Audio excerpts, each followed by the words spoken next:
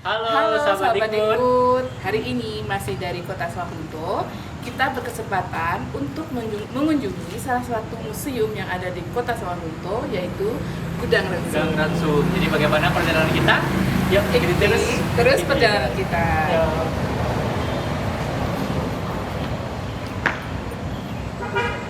Oke, sahabat Dikbud, hari ini saya sudah bersama dengan Udarido. Udarido ini merupakan pemandu dari Dinas Kebudayaan Kota Sawalunto yang khusus memandu para wisatawan menjelaskan mengenai Museum Gudang Ransum ini. Bagaimana kita menjelajahi, menelisik lebih dalam isi-isi dari Museum Gudang Ransum ini. Yuk, ikuti terus videonya. Oke, jadi selamat datang dulu sebelumnya di Gudang Ransum. Jadi Gudang Ransum ini adalah dapur umum peninggalan kolonial Belanda. Jadi dapur umum ini dulu dibangun tahun 1918. Jadi maksud Belanda membangun dapur umum ini untuk memperbaiki kualitas makanan sama untuk pendistribusian makanan supaya merata. Jadi ini komplek dapur umumnya. Jadi setiap bangunan di sini dia mempunyai fungsinya masing-masing. Seperti ini dapur utamanya. Jadi sekarang berada di tempat kita sekarang ini. Ya, ini dapur utamanya nih. Ya, jadi aktivitas masak memasak dulu di sininya. Jadi ini masih 80% masih asli. Nih kayak seperti lantai. Ini sambungan pipa uapnya termasuk kuda-kuda juga masih asli. Berarti masih pertama kali dibangun seperti ini. Seperti ini ya. Lantainya, kuda-kudanya kecuali seng baru kita basa-basi kemarin. Iya. Berarti ini udah di ini ada apa aja nih? Jadi di sini ada dapur utamanya. Ini untuk tempat penyimpanan bahan-bahan masak yang basah-basah seperti sayur, cabai, bawang yang basah-basah di sini ya. Ini pabrik esnya. Ini tempat gilingan padinya. Ini tempat penyimpanan bahan-bahan keringnya. Ya. Nah, ini pabrik esnya. Terus ini tungku pembakaran kostumnya. Jadi sistem masak di sini unik aja menggunakan uap panas sistemnya. Jadi menggunakan uap. Nah, jadi makanya ada pipa-pipa kayak gini ya. Kalau boleh tahu dah, Gudang Ransum ini dibangun untuk makanan siapa? Pekerja? Bagaimana sejarahnya gitu dah? Jadi dapur umum ini dulu dibangun untuk memperbaiki kualitas makanan untuk para pekerja tambang.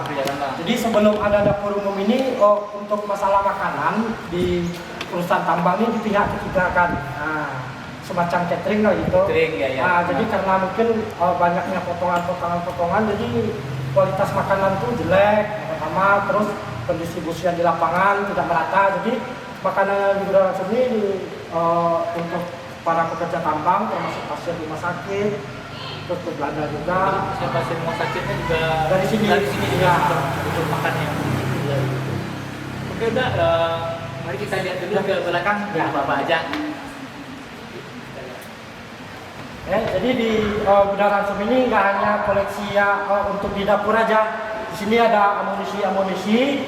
Jadi ini bekas peninggalan agresi Belanda kedua di Sawalunto. Jadi ini ditemukan di bawah masjid yang ada menara tinggi yang betul. Jadi masjid itu kan dulunya PLTU, Pembangkit Listrik Tenaga Uap. Makanya ada menara tinggi itu.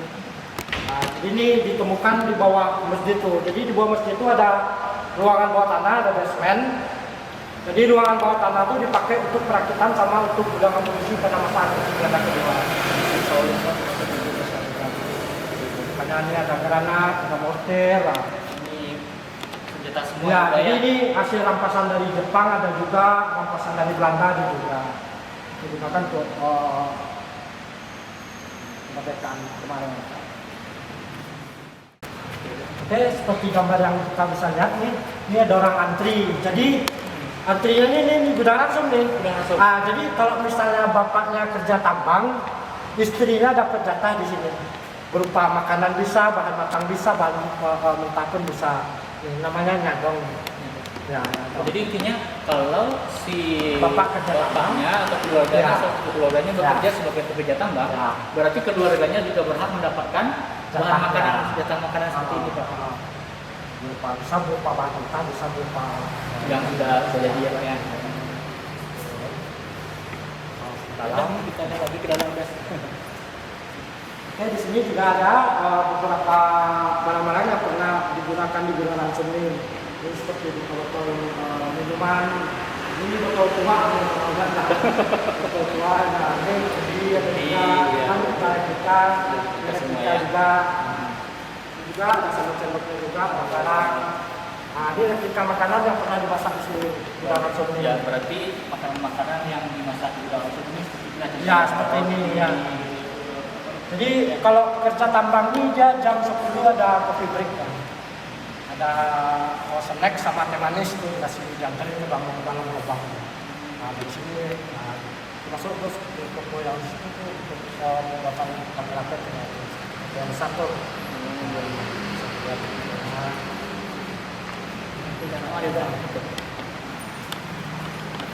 Jadi kalau boleh tahu dah para pekerja yang ada di Kota Sawalunto ini, para pekerja tambang ini, apakah orang pribumi asli atau orang dari luar? Ya. Jadi kalau orang pribumi, kalau untuk kerja tambang mungkin dia yang di luar-luar aja, dia nggak mau masuk ke dalam lubang tuh. Makanya banyak yang didatangkan dari luar Sumatera dan Jawa. Itu orang Jawa banyak Ya, ini sebagai pekerja yang bertugasnya menggali lubang. Ya, dia nggak jauh seperti saya sendiri. Saya udah 5 generasi di sini. Kalau dulu buyut dari Jawa memang didatangkan ke sini, tapi dia kan ada jenis 3 pekerja. Yang pertama kontrak, kedua orang rantai, yang ketiga yang lepas. Nah, kalau buyut kita yang kontrak ini didatangkan dari Jawa. Penting udah nyampe ulang rantai tadi. Ya, nanti kita jelaskan ada tuh ulang rantai. Ya, Jadi bagaimana rantai, kisah-kisahnya orang rantai itu yang nanti bisa diceritakan oleh Rio. Jadi di sini bisa kita lihat nih peralatan-peralatan masaknya, ya. Jadi peralatan-peralatan masak ini buatan Jerman. Nama pabrik yang membuatnya firma Senking gitu. Jadi ini ada periuk-periuknya. Jadi kalau untuk masak nasi, masak air, masak sayur dia menggunakan uap, kecuali goreng-gorengan baru pakai api langsung dia. Jadi gudang langsung ini kalau untuk satu harinya, kalau untuk memasak beras sekitar 3.900 kilo satu hari untuk 6.000 porsi. Ya, Satu hari ya, lebih dari 3 ton. Ya, 2,9 ton satu hari beras. Berarti peralatan masak yang ada yang sekarang ini inilah yang dipakai orang dulu. Ya, Oke, ini asli ya, udah ya? asli. Kalau rangsangnya, terus periuknya, terus alas periuknya masih asli, kecuali untuk periuknya dan ini udah replika. Ya. Jadi ya, makanya besar-besar gini aja menggunakan uap yang berasal dari uap air. Ya. Jadi boilernya dari belakang. Jadi setelah uap yang selesai di belakang, dialiri melalui pipa ke ruangan ini ada basement. Dari ruangan bawah tanah, dari ruangan bawah tanah ini naik ke sini, naik ke kompresor ini uapnya. Dari kompresor ini barulah disebar ke periuk-periuk pipa. Pipa juga. Jadi Ya, ya. Pipanya ke sini lebih. Nah, ini kan seperti ada sini ya. Ya, pipanya. Jadi sudah lumayan modern dulu. Nah, ini uap yang merasa bahan bakarnya batu bara. Jadi untuk masaknya menggunakan uap yang berasal dari uap air. Yang kita bayangin aja kereta api yang bisa jalan sama uap kan. Iya. Pagi kok cuma keras. Ya. Jadi sama kayak masak pakai dandang. Ini airnya di bawah, dandang kan. Mari kita kita. Nah, jadi di sini juga di hari-hari tertentu ada juga anak-anak yang dipekerjakan dapur umumi. Jadi tugas anak ini yang ringan-ringan aja, seperti ngupas-ngupas bawang, mati-mati cabai, potong-potong sayuran. Jadi upahnya cuma sepiring nasi. Jadi selain dari orang dewasa yang di sini, juga anak-anak juga dipekerjakan dengan bayaran dengan upah sepiring nasi. Ya. Itu pun juga mereka sudah melihat mirisnya kehidupan kita dulu zaman penjajahan. Makanya kita sekarang ini harus bersyukur. Nah, di sini kita bisa melihat gambaran gimana cara kerja di dapur umum ini. Udah sendiri cara kerjanya. Ya, cara kerja. Ini power stone. Jadi ini tangki airnya. Jadi ini dipanaskan. Kita pemanas air dipanaskan dari bawah menggunakan bahan bakar batu bara. setelah uap dihasilkan dialiri tadi ke ruangan bawah tanah tadi ke basement. Iya, iya. Dari ke basement naik uapnya ke kompresor tadi, tangki air panas tadi, ya tanahnya barulah disebar ke itu. Berarti bukan api ya, Gaya? Bukan api ya. Berarti untuk menggoreng Jadi masak nasi, masak air, masak sayur yang kukus-kukusan, pakai uap kecuali goreng-gorengan pakai api langsung dengan bahan bakar goreng. Ya. Jadi teknologinya sudah canggih, sudah canggih nih maksudnya gitu ya. Canggih. Zaman sekarang kan tidak ada yang pakai lagi gitu ya. Ada setrika uap. Ya, ya ada juga yang pakai masak sekarang. Jadi intinya sumber energinya itu berasal dari batu bara juga. Nah, ini ada batu dah. Jadi ini adalah batu nisan orang rantai. Jadi orang rantai itu adalah tahanan yang menjalani hukuman dengan cara bekerja. Jadi tahanan-tahanan tunggal dari Sumatera aja, dari luar Sumatera ada, orang Bugis ada, orang Jawa ada, orang Papua juga ada. Nah, jadi dibawa di Solo itu dikerjakan untuk di tambang-tambang. Jadi ini ada nomor 2532. Ya, jadi nomor ini pengganti nama khusus sebagai orang rantai. Jadi dia dicap di badannya. Tato. Jadi tatonya berupa nomor. Jadi dia kalau meninggal berapa nomor di badannya segitu pula tatonya. Di batu nisannya. Berarti orang-orang rantai ini merupakan tahanan-tahanan dari penjajah ya? Ya, macam-macam. Ada tahanan politik, tahanan yang nggak bayar pajak, yang namanya Belanda lah. Kalau sedikit-sedikit salah ditangkapin kan. Nah, itu makanya disebut dengan orang rantai. Orang rantai. Jadi rantai gitu. Ya, jadi orang rantai ini kalau nggak di waktu ditambang rantainya dilepas, terkecuali dia melakukan suatu kesalahan atau bikin rusuh atau gimana baru dirantai. Dari pekerjaan itu baru dirantai lagi. Pas sedang kerja dilepas. Ya. Jadi tugasnya bekerja baru dirantai lagi. Jadi bukan nama ya yang dibuat bukan, jadi tinggal nanti ya. Hanya nomornya.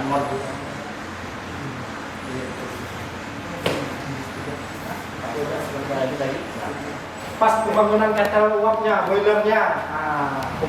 Pembangunannya ini ya. Pembangunannya ini ya. Ya. Ya, 11. Jadi ini pembangunan sistem generatornya. Nah, ini tangki airnya ada seperti kita jelaskan yang di sana tadi. Ya. Ini tangki airnya dipanaskan dari bawah. Dipanaskan dari bawah. Ini air di sini. Air ya. Jadi dipanaskan dari bawah. Terus setelah menjadi uap dialirkan ke sini ya. Sabunnya. Itu buat Jerman. Ini iklan di koran-korannya nih ada loh. Iklan di koran Belanda.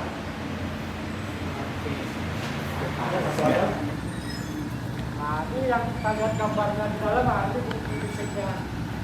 Di sini ada kalung buatannya, ini nama pabriknya, ini nomor registrasi pabriknya. Ya, ini bawah skema, jadi tempat ngasih uapnya. Dia bulan-bulan tadi. Barangnya di sini.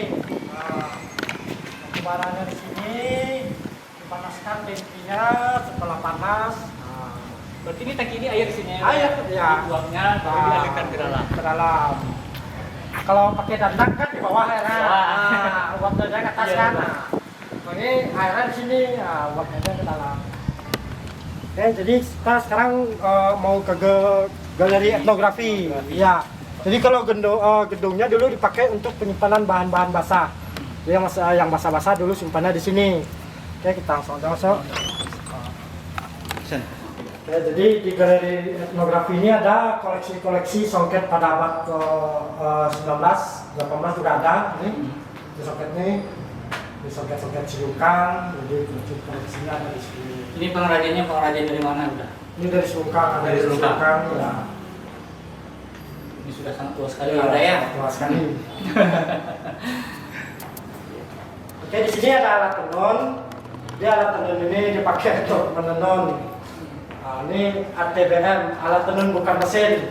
Nah, mesin. ya, jadi awal mulanya penyebaran nenun pandai menenun ini dulu dari Siam.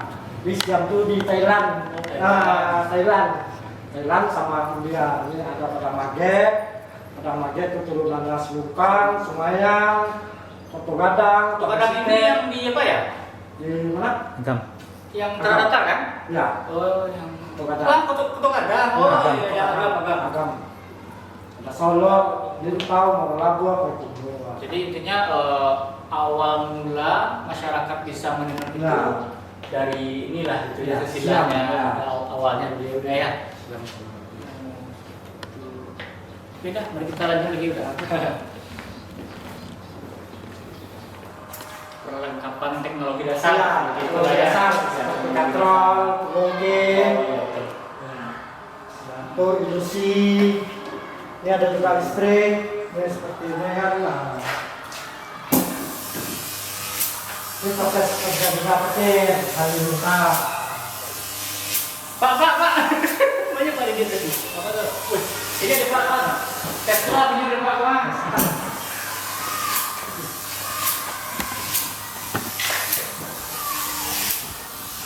Taruh tangan Pak di situ. Hah? Lu sentrum kan? Setrum. Ini tegangan tinggi. Ini proses terjadinya halilintar. Jadi di gudang Mulai. Jadi bisa di gudang pemindahan sejarah. Jadi ilmu pengetahuan juga ada tentang sistem. Ini seperti ini lah. Ini jumping ring. Jadi ini energi listrik diubah menjadi energi elektromagnetik. Jadi energi listrik itu diubah menjadi energi elektro. Energi elektro bisa, terus cahaya juga bisa, lampu. Seperti kalau diaplikasikan dalam kehidupan sehari-hari, seperti di magnet motor. Di magnet motor itu kan ada yang untuk lampu, ada yang untuk apa.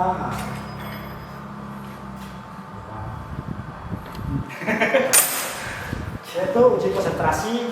Oh, nyentrum dong. Nyentrum kan? Sama kabelnya dipegang nyentrum itu baru dipegang.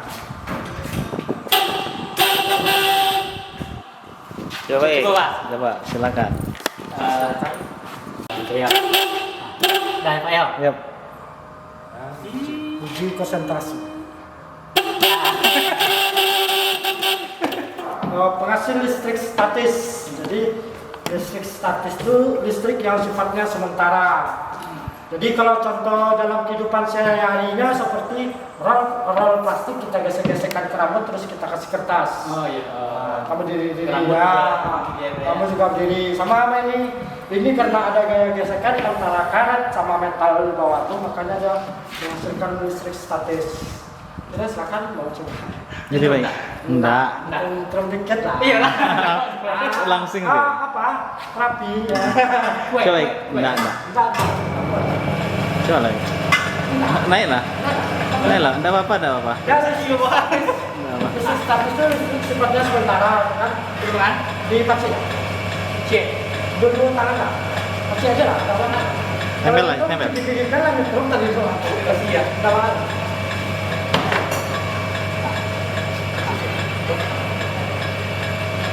Mungkin Pak hidup atau enggak Rambutnya pakai pomade. Tadi dit ngomong dia. Basah. Enggak, karya. Karena coba dapat ini enggak punya jarum biar kan lah. dari belakang masuk dada. Oh, ini optik. Di optik. Nah, ini. Jadi ini di optik. Jadi kalau di pasar-pasar malam itu kita nggak bohong. Jadi segitiga itu ada 3 sisi. Jadi setiap sisinya itu coba buat 9, 10, 11, 12, coba 8, 9. Ya kan, ini seperti ini. Ini tambah ini yang 9, jadi dia 9, 9. Bisa dibuka. Kan kalau 6 tambah 3, 9 tambah 1, 10. Nah, berarti nggak bisa ada 9. Nah, begitu pula di sini. Nah, saya harus pas 9. 9. Berapa ya? 9.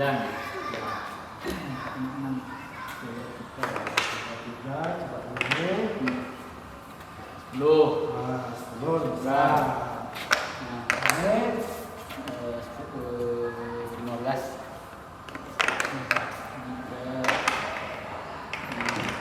Sama dulu.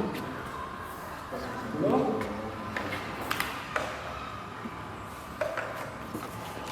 Ini di dalam bisa buat pakai bucin jutsu. Woi, untuk sulap bukan sih. Banyak. Teleskop. Oke sahabat Ikut, hari sekian dulu perjalanan kita pada hari ini di Museum Gudang Ransum. Yang Santi? Ya, terima kasih juga kepada pemandu wisata kita yang telah memberi pengetahuan kita tentang apa saja yang ada di Gudang Ransum, sejarahnya, Ya betul. sehingga bisa menambah wawasan kita tentang Gudang Ransum itu sendiri ya. Iya. Bagaimana perjuangan masyarakat Indonesia menjadi tahanan-tahanan sebagai pekerja yang menjadi korban kerja paksa, sebagai pekerja tambang di Kota Sawalunto ini. Jadi udah silakan bisa nggak dipromosikan sedikit mengenai Museum Gudang Ransum ini supaya mengajak masyarakat, ayo kunjungi museum itu. Ya, kunjungi Museum Sawalunto di tempatnya di Kelurahan Tanah Apa. Sawalunto sini di Gudang Ransum. Jadi Sawalunto ini kota seribu museum, ya. Jadi ada juga selain Museum Gudang Ransum, Lubang Suro juga ada, terus Museum Tambang juga ada, Museum Seni Rupa juga ada. Ya. Jadi teman-teman ya jangan lupa ya kunjungi kalau ke Sawalunto, jangan lupa kunjungi Museum Gudang Ransum. Iya. Ini lagi kan. Iya. Nanti. Baik sahabat Ikut, sekian dulu kunjung-kunjung kita ke museum kali ini. Sampai jumpa di lain kesempatan, tentunya dengan destinasi yang lain lagi. Yang seru-seru lagi. Yang seru-serunya lagi seputar pendidikan dan kebudayaan Iya. yang ada di Sumatera Barat dan di tempat-tempat yang lain. Iya. Jadi teman-teman Dikbud jangan lupa ya di follow terus akun media sosial Dinas Pendidikan dan Kebudayaan Kota Bukit Tinggi di dikbud.channel, juga Instagramnya juga jangan lupa di follow. Nantikan kami di video selanjutnya. Wassalamualaikum warahmatullahi wabarakatuh.